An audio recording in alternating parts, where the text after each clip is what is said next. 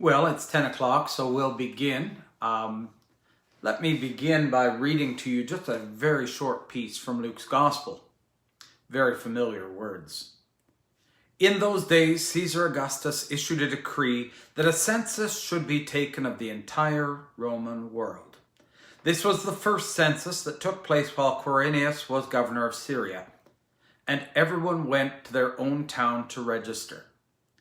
So Joseph also went up from the town of Nazareth in Galilee to Judea, to Bethlehem, the town of David, because he belonged to the house and line of David.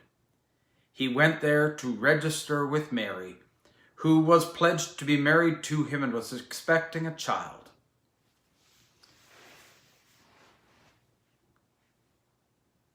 As I say in my title for today's talk, this is the story, or this is the time to talk about the tradition of Bethlehem.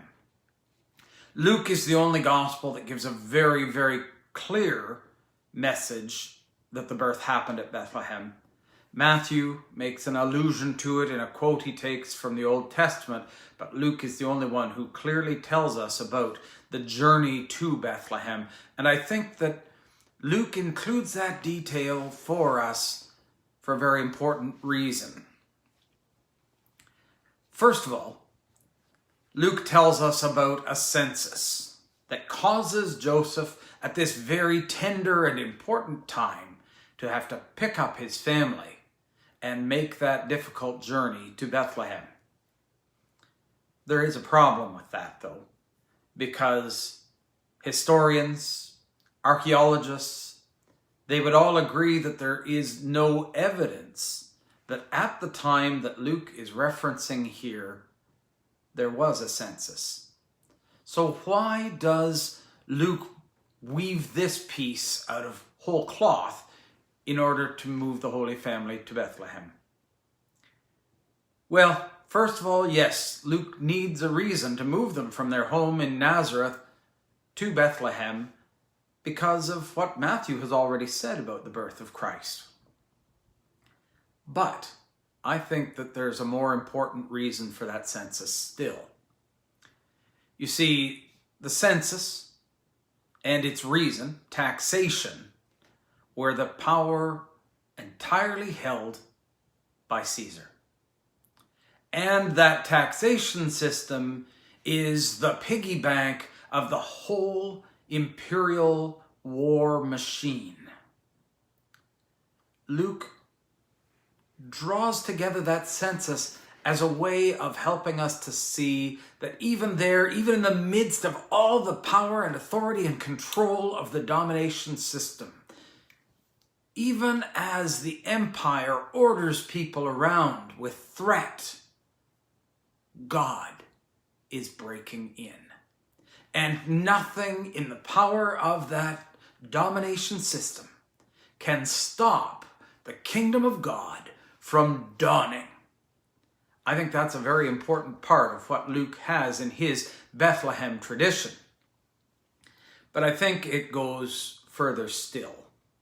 The Bethlehem tradition reaches back into the ancient tradition of the people of Israel, and it reaches forward into the life and the ministry of the Christian community that Luke is writing this story for. You see, every place in Hebrew, its name has a meaning.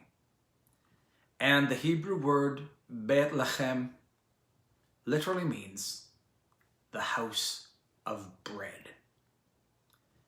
Now, for the ancient Hebrew people, bread was a phenomenally important image for them. It was a reminder of the Exodus, of God feeding the people on the bread in the wilderness that came up out of the earth. God's assurance that God is present with the people is found in the house of bread. Looking forward, and let me reference another piece from Luke because I believe that this is another of Luke's sandwiches. Just a moment. My technology is not cooperating with me. Here we are. And Jesus took bread, gave thanks, and broke it, and gave it to them, saying, "This is my body given for you. Do this in remembrance of me." Those are some more very, very familiar words for us as 21st century Christians.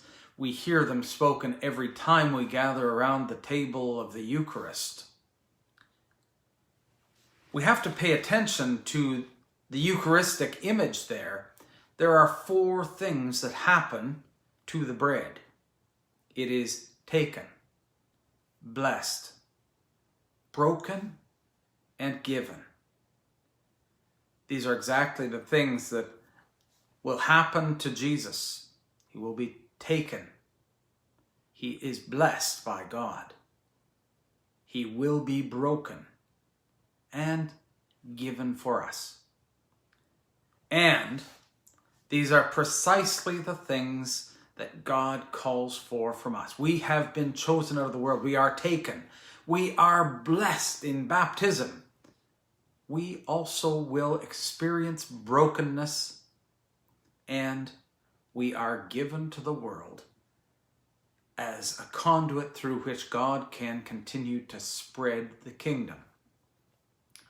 So Luke opens his gospel with Jesus concealed in the house of bread.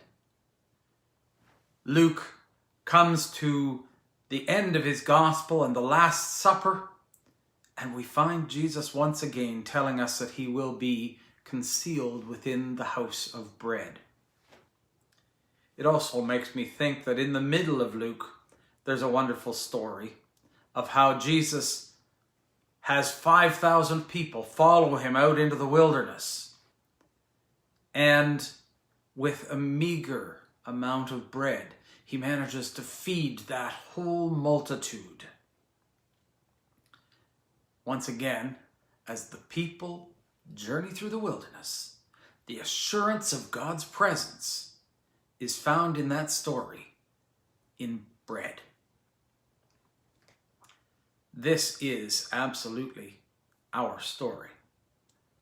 We also journey through a wilderness in life, and God assures us we are not alone.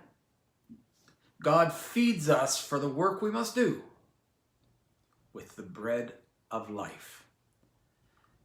Jesus comes to us once in Bethlehem. Jesus comes to us every time we gather once again in Bethlehem, in the house of bread. Thanks be to God. Our Advent hope is tied up in our Easter promise. God will be with us in all things. And regardless of whatever we find happening in that power of the domination system, we know that God's purpose will not be thwarted. We know that the kingdom dawns nonetheless, and we can choose to live in that kingdom even now, even in the face of the power of domination. And that is our Christmas hope. I know that we'll be gathered once again on Monday and again on Wednesday. And that by Friday, we will once again come together to celebrate this whole story we've been talking about throughout Advent. But I hope that we come to that point with a greater assurance that God is working in history, God is working in our time, and that in Jesus, something is opened to the world that can never, ever be stopped.